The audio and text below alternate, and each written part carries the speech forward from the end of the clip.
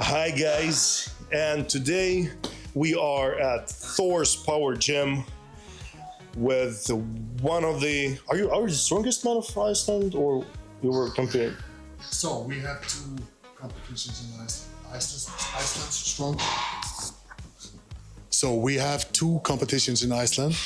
Iceland Strongest Man and Strongest Man in Iceland. Who are you? I'm Strongest Man in Iceland two times. And we're here with the strongest man in Iceland, 2 times strongest man, Eyþór.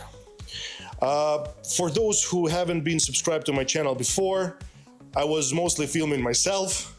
Now I worked on my ego problems and I found the man who is twice as size as I am. So let's say hi to Eyþór.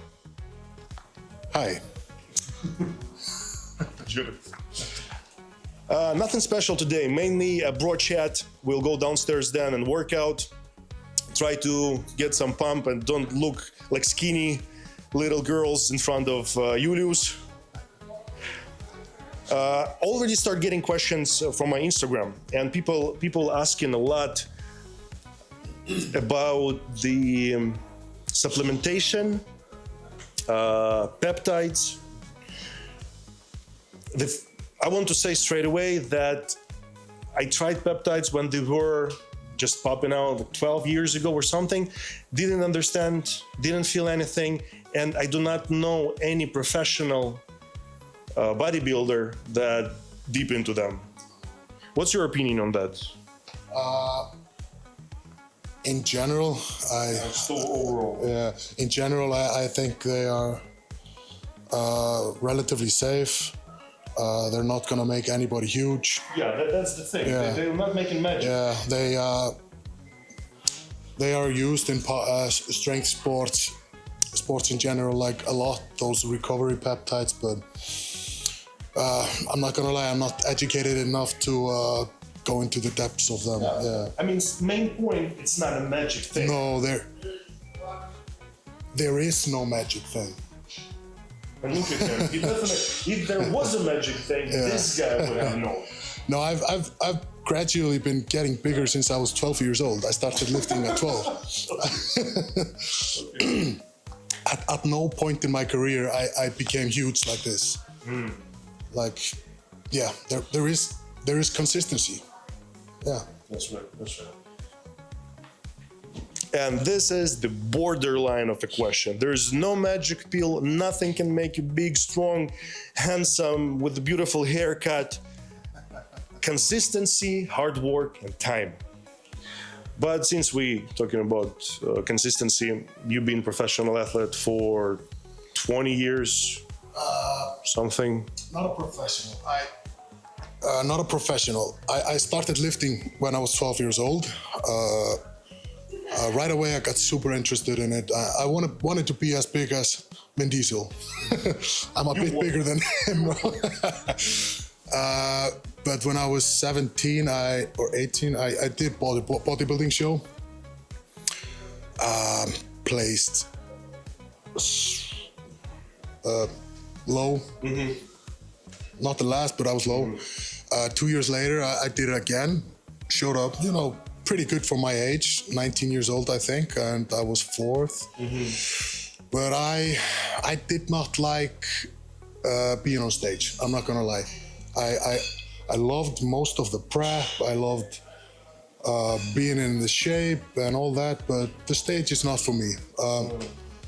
So I one summer, the summer after this competition, I was like kind of like lost, and I was living in my hometown at the time, just a tiny village on the east coast of Iceland, and there is a competition that goes to the east coast each year in strongman. Mm-hmm. And I had previously helped Magnús Magnússon throw this competition, or I was just a helper 2 times. So I knew him a little bit, and I just called him and I wanted to try it out. I placed second to last, but I got the bug, and yeah, became the strongest man in Iceland 2 times. I did hold a world record. I've been the ninth strongest man in the world. fourth strongest man in Europe. Yeah. Yeah. That's something. Yeah. Okay. After everything he told, I will not announce anything of my athletic achievements. The only thing I would say to somehow make it even between us, I have black belt in karate, so don't you dare fuck with me. But yeah, okay, wow, that's like how to just understand. You can Google overall information. Google will give you how many people do strongman in Europe, let's say, and then like thousands of thousands, and you were top 4. Until you look at the numbers, you can't realize how cool it is, dudes. And the thing is, it's totally different mentality. Every video that I make on Instagram or YouTube, I bring up the point of mentality.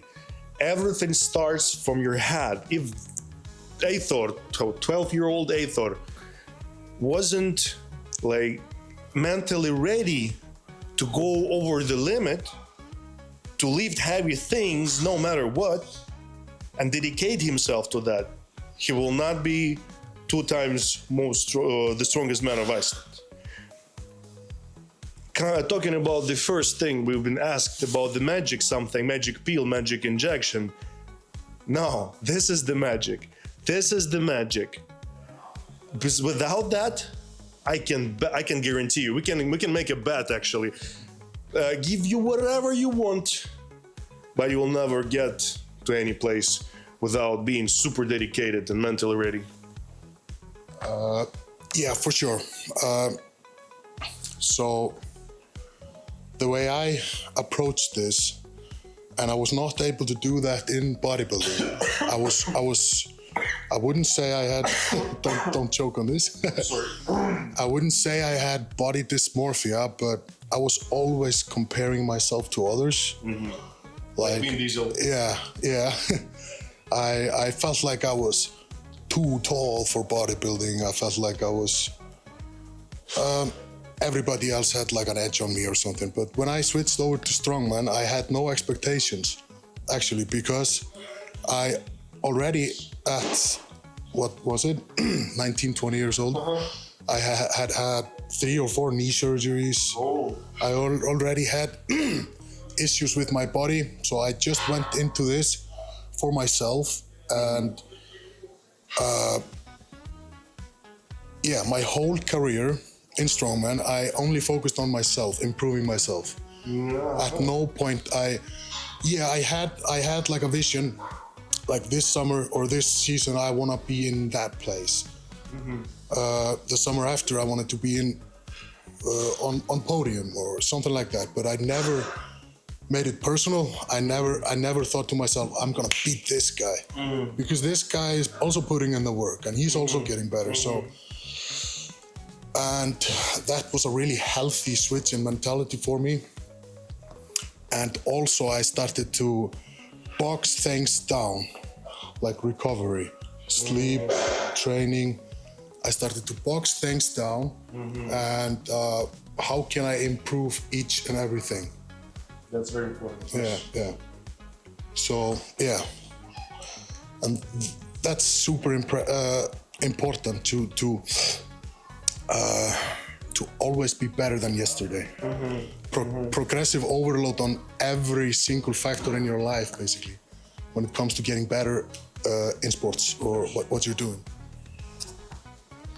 I like to put borderlines under everything that my guests on my YouTube channel are saying. And what you said, you were not making expectations. That is one of the life rules, not to make expectations.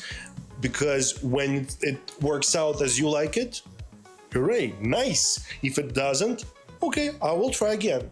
Because we get upset not with the result, but the expectation of the result. We want it. That is, I have goosebumps over my legs even. That is so deep. And same thing about boxing things. That's why I called you professional athlete from 12 years old already, Because professional athlete, like let's say me, I don't have professional card in bodybuilding yet, but I'm living professional athlete's life, except of working, of course. I was never professional in that sense. Yeah, so because you do everything to bring you from point A to point B that you have. There's no crazy partying, there's no hanging out or doing something. Like you take care of all things that you need to progress. Yeah, absolutely. There's a time and place for everything. If you like to party, you can do that, but not anytime you like. You have your off season. Sure, go out and party for one night and don't do it again for a month or two. And when you're in season, you just don't do it, period. Yeah. Because yesterday in the gym we've met Dr. Mike, who is actually downstairs working out with Julius now, and we're gonna meet them also. And one kid asked him, like, I'm gonna party tonight. What's your like not a guideline, what's your advice about that? Bro, advice not to party, not to go there. If you can't hold yourself aside from drinks and making problems, don't. That's the thing. Okay, let's make it the final point before we go lift some heavy things. Almost like recently, you got a baby. So you're full-blown grown-up man now. How is it? I wouldn't say change your life, but make your life better, make your life different. And how do you cope with it? Just try to put it like, as short as you could. I absolutely love it. It's the hardest, most rewarding job I've ever done in my life. But since I became a father, I haven't really been an athlete, but you're going to be tired and you're gonna have to do things anyway. If I would have one advice for parents in general, if you're expecting your first child, I bumped into this wall myself. Don't change your life too much, you know. Don't change your, don't have any expectations for the first year of your child's life. I had too big of a plans and I couldn't do any of them, really, you know. Yeah. Yeah, just be present for your family. Your partner is gonna need you. And yeah, don't have too much on your plate. Try to, it's hard. I will add a little point from myself, from my own experience, because I have two daughters. I have my daughter from the previous marriage, and I have a daughter. Sunna has daughter, so two daughters. And that's what you're told. That mistake I've made with a daughter from the previous marriage. When she was born, I started working even more. I took more projects. So I've been in the gym from 8 to 8.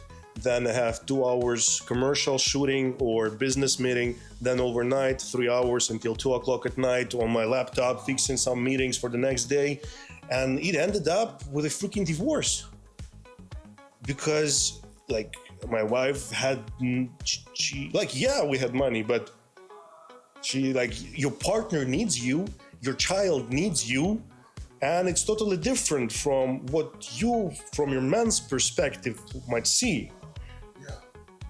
If you're, like for me, I would call myself a high performer in general, you know. Since I stopped strongman, I can put. Since I stopped competing in strongman, I've been able to put that mentality into other things, so I can perform well in anything I like. But for high performers, I think in general, becoming a parent was really hard because I had to slow down so much, and that's really hard. Okay, that was really nice. Not a broad chat, but grown-up man chat. This is the first time on my channel we had that. write comments under the video. We will meet again, discuss something, post. I will reply to every comment that I see. And I think it's enough talking for now. Pre-workout starts kicking in, and I think we need to go lift some heavy things.